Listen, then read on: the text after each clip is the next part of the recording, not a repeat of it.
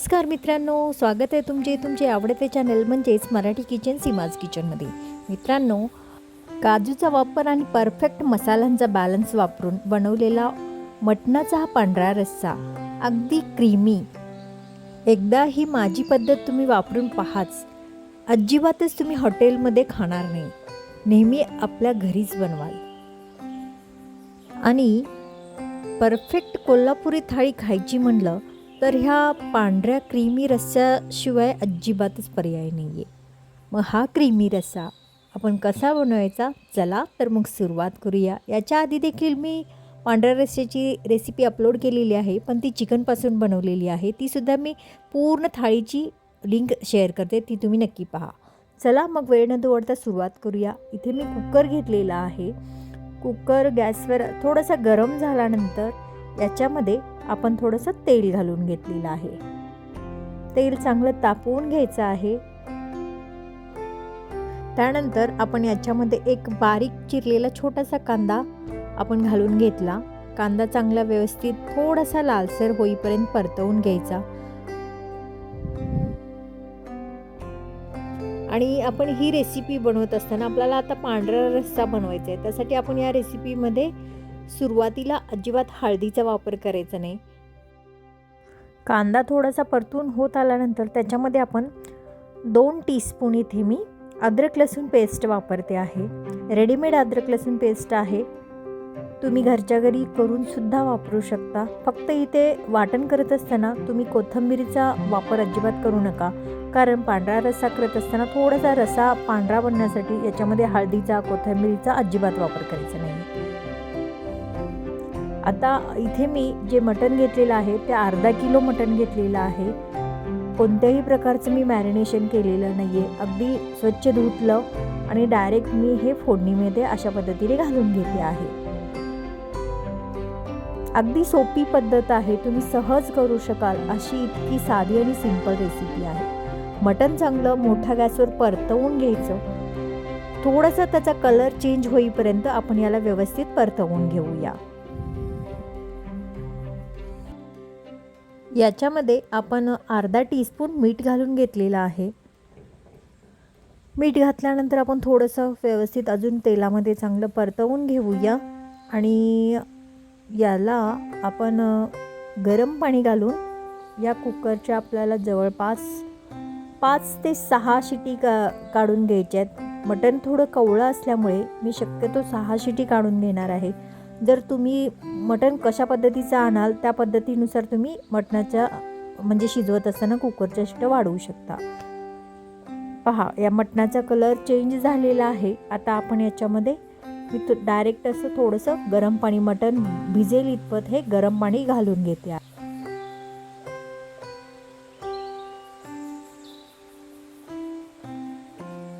पहा, कुकरला प्रेशर आलेला आहे. पटापट अशा शिटा आपण मी 6 शिटा करून घेते, कारण मटण कोवळा आहे. परफेक्ट कोल्हापुरी थाळी कशी बनवायची ती संपूर्ण रेसिपी मी माझ्या चॅनलवर अपलोड केलेली आहे, त्याची लिंक शेअर करते. त्याचबरोबर जर तुम्हाला फिश थाळी वगैरे बनवायची असेल त्याची लिंकसुद्धा शेअर करते, ती तुम्ही नक्की ट्राय करा. शिवाय तांबडा पांढरा रस्सा कशा पद्धतीने बनवायचा, मटण ड्राय आणि सुक्कं कसं बनवायचं, त्या संपूर्ण रेसिपी माझ्या चॅनलवर अपलोड आहे, त्या तुम्ही नक्की पाहू शकता. पहा, जवळपास आता आपलं मटण शिजत आलेलं आहे. मी आता हे शिटी झालेली आहेत. गॅस बंद करते. कुकर थंड होतं आहे तोपर्यंत आपण मसाला बनवून घेऊया. मेन म्हणजे आपण इथे नारळाचं दूध काढून घेऊया. यासाठी जो नारळ वापरायचा आहे ना, तो एकदम कडक म्हणजे एकदम जून असलेला ना एकदम नरम असा, म्हणजे थोडासा कवळसर असा नारळ घ्यायचा, म्हणजे दूध छान निघतं. पहा, मी आता हे नारळ त्याचे साली काढून घेतले, त्यामुळे एकदम पांढरा असा पूर्ण कलर आपल्या रशाला येणार आहे. आणि याच्यामध्ये जे पाणी वापरलं ते मी कोमट पाणी वापरलेलं आहे. त्यामुळे काय होतं, पटकन असं पूर्णपणे दुधाचा जे अंश असतो तो पूर्णपणे निघतो खोबऱ्याचा. पहा, अशा पद्धतीने मी हे वस्त्रगाळ करून हे पाणी पूर्णपणे म्हणजे 2 वेळा पाणी वापरून मी हे अशा पद्धतीने मी हे नारळाचं दूध काढून घेते. पहा आपलं हे नारळाचं दूध रेडी आहे. इथे आपल्याला एक वाटण बनवायचं आहे. त्यासाठी इथे मी मिक्सरच्या भांड्यामध्ये 1 टेबलस्पून जिरे घातले, 2 ते 3 हिरव्या वेलची घातलेल्या आहेत, 3-4 लवंगा घातलेल्या आहेत, 1 ते 1.5 इंच दालचिनीचा तुकडा आहे, हिरव्या मिरच्या आहेत, थोड्याशा कमी तिखट आहेत, पण मी या 4 ते 5 हिरव्या मिरच्या घेतलेल्या आहेत. त्याचबरोबर याच्यामध्ये आपल्याला मी हे काळे मिरे आहेत, जवळपास 10 ते 12 मी काळ्या मिऱ्यांचा वापर केलेला आहे. जर वाटलंच तर आपण वरून सुद्धा मिरी पावडर टाकू शकतो. शिवाय मी 5 ते 7 लसणाच्या पाकळ्या घातलेल्या आहेत आणि 2 टेबलस्पून इथे मी खसखस आहे ही ती अर्धा तास गरम पाण्यामध्ये भिजत घातली होती. त्याचबरोबर खसखस आपण हे म्हणजे रशाला थिकनेस पण येण्यासाठी वापरलेली आहे. त्याचबरोबर मी जवळपास 4 टेबलस्पून काजू आणि 2 टेबलस्पून मगज बिया त्यासुद्धा गरम पाण्यामध्ये अर्धा तास भिजत ठेवल्या होत्या. ते संपूर्ण आपण ह्या मसाल्यामध्ये घालूया आणि एकदम असं बारीक पेस्ट, फाईन पेस्ट आपण याचं तयार करून घेऊया. पहा आता आपला हा मसाला आता रेडी झालेला आहे. आता आपण फोडणी द्यायची आहे. कुकर पाहूया. कुकर थंड झालेला आहे.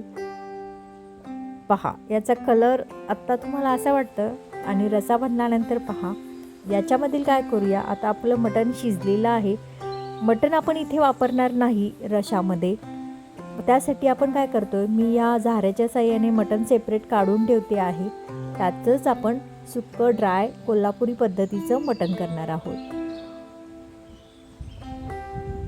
पहा मी अशा पद्धतीने हे मटण साईडला काढून ठेवलं. आता हा जो आपला रसा राहिलेला आहे म्हणजे हा मटणाचा जो स्टॉक आहे त्यापासून आपण पांढरा रसा बनवणार आहोत. मेन टेस्ट आपल्याला या मटणाची असणार आहे या रशामध्ये. आता आपण इथे एक पातेलं घेतलेलं आहे. मी इथे हे तेल वापरलेलं नाही आहे, हे साजूक तूप आहे, वितळवून घेतलेलं आहे. त्यामुळे तुम्हाला म्हणजे समजून येणार नाही तेलच आहे असं वाटेल, पण हे तूप आहे. आणि हे तूप आता मी गरम झाल्यानंतर याच्यामध्ये अख्खे मसाले मी जवळपास 2 इंच दालचिनीचा तुकडा आहे, एक मोठे म्हणजे 2 ते 3 हिरव्या वेलचीसुद्धा आहेत, तमालपत्री आहेत, 2-3 लवंगा आहेत आणि एक स्टार फूल घातलेलं आहे. हे फक्त या रशाला स्वाद आणि एक प्रकारचा म्हणजे ॲरोमा येतो ना त्या पद्धतीसाठी मी हे मसाले घातलेले आहेत. हे नंतर तुम्ही फोडणी झाल्यानंतर काढू सुद्धा शकता आणि असले तरीसुद्धा काही हरकत नाही. आता आपण जे वाटण तयार करून घेतलं ते वाटण आपण याच्यामध्ये घालूया आणि वाटण अगदी तेल सुटेपर्यंत चांगलं परतवून घेऊया. वाटण भाजत असताना हे तुपामध्ये याला कंटिन्युअसली हलवत राहायचं आहे, कारण याच्यामध्ये आपण काजू आणि खसखसची पेस्ट आहे त्यामुळे खाली चटकण्याची शक्यता आहे. त्यामुळे काय करायचं आहे, थोड्या वेळानं तुम्हाला हलवून घ्यायचं आहे. जर तुम्हाला वाटलंच की बाबा खूपच म्हणजे अजून खाली लागतं आहे तर तुम्ही किंचित 1 ते 2 टेबलस्पून पाण्याचा वापर करून सुद्धा हा मसाला चांगल्या पद्धतीने भाजू शकता.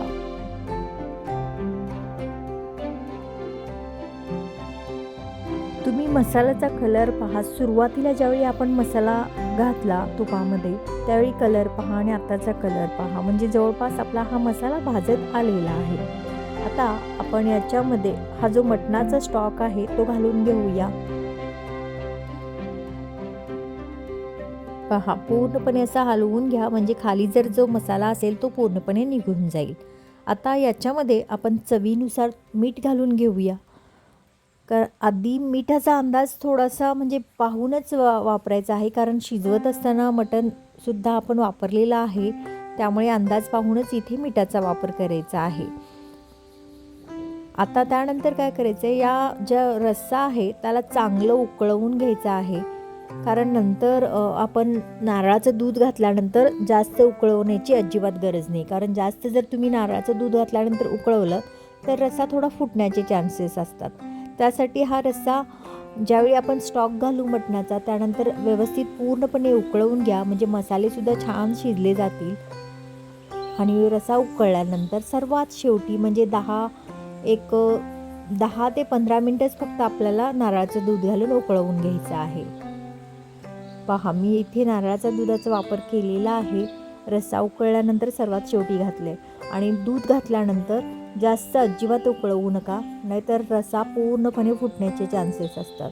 आणि एक उकळी काढा, पण ती गॅस लो ठेवून काढा आणि कंटिन्यूस तुम्ही हलवत राहा रस्सा. या पांढऱ्या रश्श्याबद्दल सांगायचं म्हटलं तर महाराष्ट्रातील प्रामुख्याने कोल्हापूर आणि पश्चिम महाराष्ट्र यामधील फेमस असा हा पारंपरिक रश्श्याचा प्रकार आहे. दोन्ही रस्से कोल्हापूरमध्ये स्पेशली फेमस आहेत. तो सुद्धा म्हणजे तांबडा आणि पांढरा रस्सा.